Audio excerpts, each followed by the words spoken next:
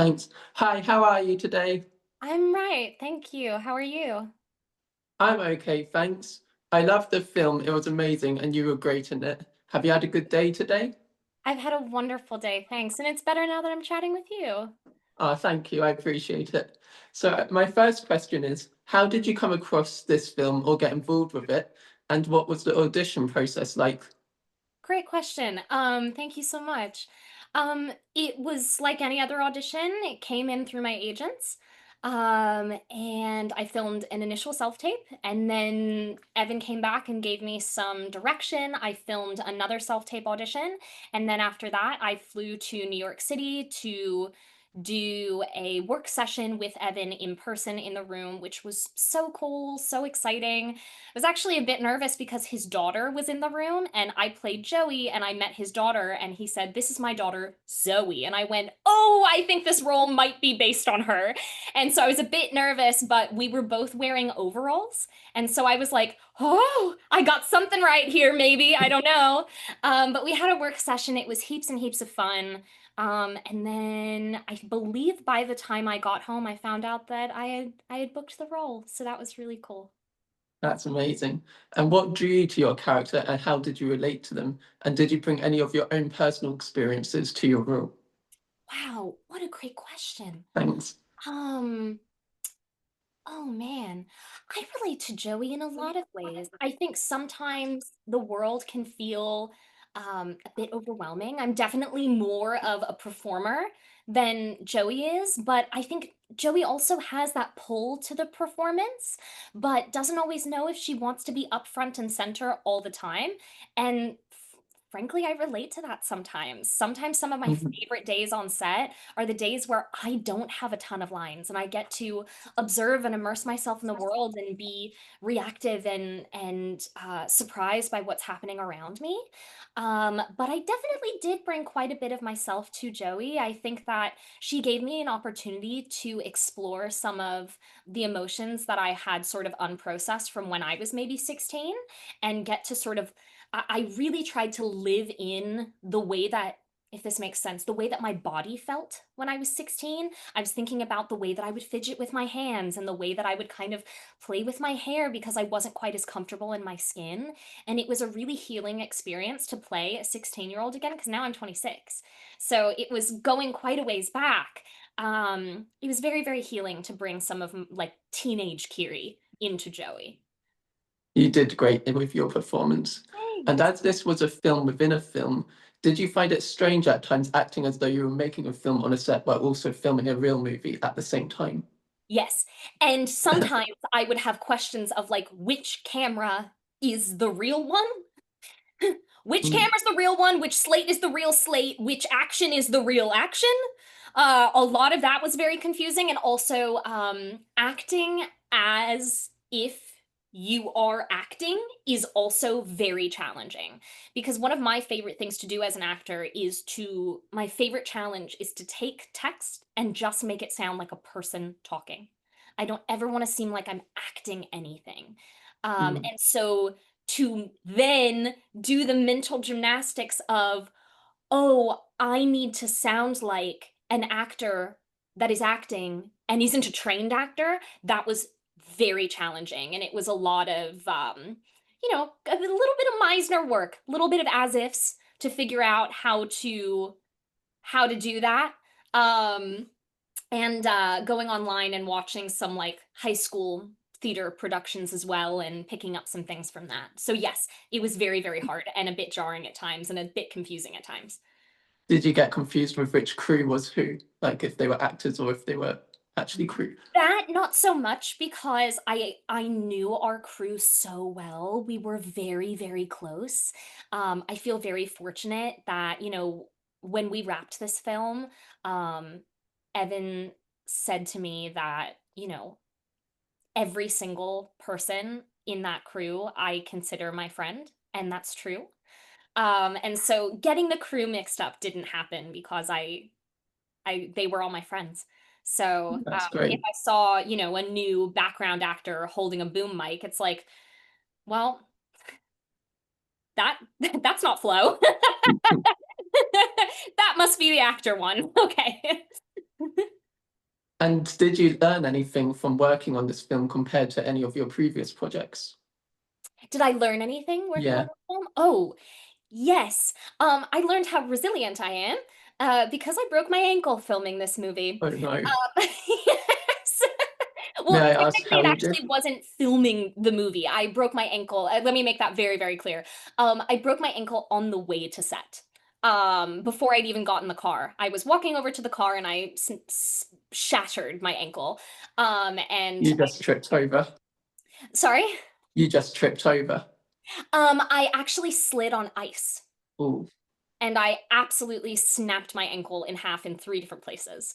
Um, and, going through the recovery process and, the motivation to get better and get back to filming because Evan was so gracious and believed in me so fiercely that he actually shut down production for about 6 months while I got surgery and did the rehabilitation, learned how to walk again, came back and filmed, and with the support of everybody, but also the motivation of knowing that I needed to get this crew back to set, got me through all of it. And when I filmed there's parts of this film that I filmed hours after shattering my ankle. Hours. And that was completely my own decision. I was absolutely given the choice to you're brave. it wasn't even thank you, but it wasn't bravery. All I wanted to do in that moment was the work. All I wanted to do in that moment was tell this story. All I wanted to do was do the one thing that I love most on this planet, and that's perform, that's act, that's sing, that's dance. And I got the opportunity to do all of those things. And I also have a passion for choreography. I choreographed the film as well, which was a gift that Evan gave me. And so all I wanted to do was this. There was nothing else I could think about. I didn't even feel the pain of it. I just wanted to be Joey. I just wanted to tell this story because I think it's important. So Mm. I definitely learned a lot about my own resilience and about how much I love the work and that I have a very high pain tolerance, that too. And that leads into my next question, actually. What scene was the hardest or most challenging to film? Ooh, all of the stuff where I am a lot of the stuff where I'm messing with the projector, I filmed with an actively broken ankle, and I was pretty nauseous and woozy because I didn't feel pain the way that it manifested in my body. I think my adrenaline was so high and I was so focused on getting the work done, which again, I want to make very clear, completely my own decision. Everyone said, "You are crazy. You do not have to do this." And I said, "It is all I want to do. If we can find a way for me to do it safely, I want to film." Um, and I was very, very nauseated. There was just, it may have been the pain, it may have been the adrenaline, but those were really hard to film. And I actually had a body double for some of it because I couldn't walk. Oh no. Well, it's amazing that you tried to do it anyway. So I'm Yeah, proud of you. thank you. And what was your favorite outfit and shoes to wear in this film? Ooh, ooh, ooh, my favorite outfit was, in the dance number, that pink dress. I loved it, and I loved the hair that Jada did, and I loved the makeup that Claire Coleman did. Claire Coleman was the head of, hair and makeup, and she is extraordinarily talented. I loved that pink outfit, um, and my favorite shoes were Joey's Doc Martens. Did you get to keep any of the costumes or props? I kept a lot of Joey's costumes. I wear them all the time. I think what's my most worn thing from Joey's closet? Oh, one of her t-shirts. I wear Joey's t-shirts all the time. I have 3 of them, and there's one that has like a sunshine, it has like a cutout of the sun on it. I wear that all the time, and I also wear Joey's overalls all the time. Also, some of the Joey's clothes are actually mine from my own closet. So Joey's That's cool. Levi jeans are actually my own, but the Doc Martens I didn't get to keep. But oh, there was also a really cute skirt and sweater outfit that I wore in Movie World. I think it was when like the sitcom bit happened. With Onata speaking Hungarian. I think that that was when I wore that outfit. It was really cute. But also a fun little tidbit about the costumes. My mom, my own mother, was the head of costume construction. She was hired after me. They needed someone to do alterations, and I said, "Hey, my mom has been doing this for 25 years." And they said, "Could we hire your mom?" And I said, "Yeah." So I That's wasn't the amazing. nepo, my mom was. And can you share any deleted scenes? And were you allowed to do any improvisation? Oh, deleted scenes. That's making you think. I don't know that there were any. Oh, that's cool. Maybe I'm wrong. You'll have to forgive me. I filmed it a couple of years ago. Mm, I don't recall any deleted scenes. And was I allowed to improvise? I think so.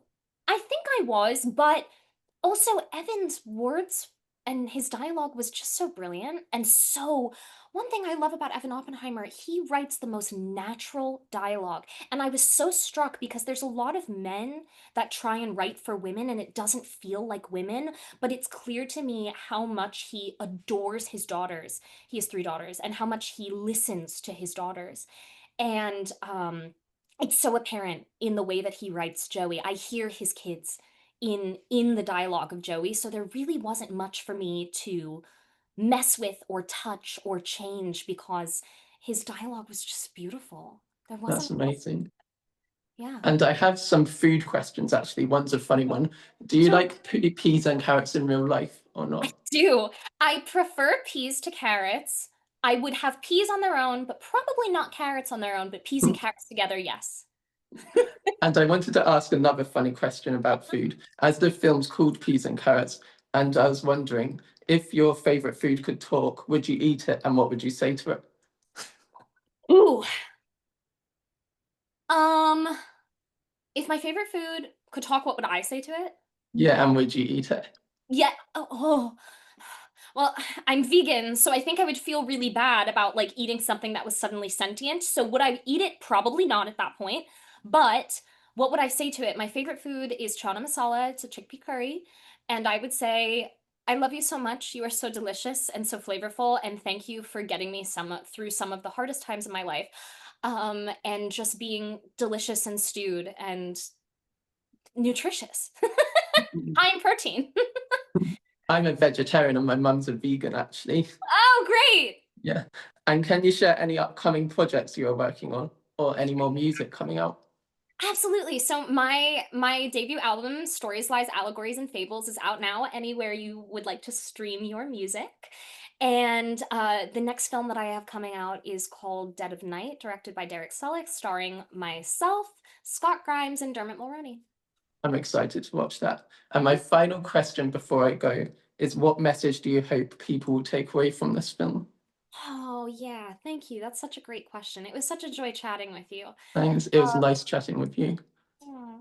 Um, I think in the age of social media and capitalism, we have this idea that we need to live these grand lives of we're seeing people on social media on private jets and private villas in the Maldives and thinking we have to do all of this, but really it is okay to live any life you want to live. You don't have to be a doctor or an attorney or an influencer or a supermodel or a celebrity if you don't want to. If you want to do those things, work hard, do what you can to get there. And if you believe in yourself, you can do it. But if you want to live a simple life, if you want to live a quiet life as a bookkeeper on the countryside, do it. It's okay. It's okay to live whatever life you want to live. You don't have to live the life that other people think you should have or society thinks you should have. Mm, that's a beautiful message to end this interview with. Thanks. I loved chatting with you. Congratulations on the film. You were amazing in it. I Thanks. think you also have a great voice as well. And I Oh, hope you have a so nice. wonderful day. Oh, thanks. I hope you have a wonderful day. This was such a joy. Thank you for chatting with me. Thanks. I hope to chat with you again in the future. Absolutely. Let's do it. Thanks.